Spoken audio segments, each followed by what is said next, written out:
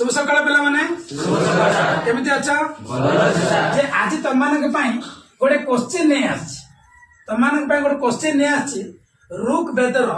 10म मंडल रे कोन लिखा जाइछि बुझलो ना तुम पढ़ै छी वैदिक सब पढ़ै छी ना जे ऋग वेदर 10म मंडल रे कोन उल्लेख कर जाइछि कोन उल्लेख कर जाइछि चारोटी वर्ण कोन पेले चारोटी वर्ण कोन कोन पेले ब्राह्मण क्षत्रिय तीन रे कोन वैश्य चार रे कोन शूद्र हैला ए जो 10 मंडल रे कोन कर जायछि जे चारटी वर्ण अर्थात ब्राह्मण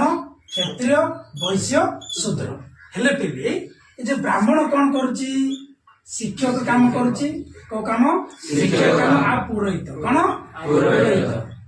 पुरोहित काम करूची क्षत्रिय कोन करियो पेले जे शासन काम करिवो आ कोन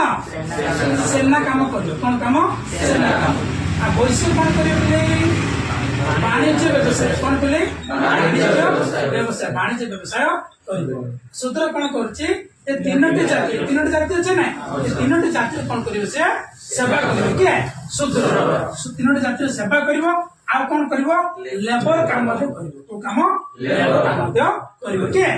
शूद्र कोन शूद्र ए जो ऋग वेद रे कोन कहै छै 10 मंडल रे कोन कहै छै एटा उल्लेख करा जाय छै थैंक यू बाय।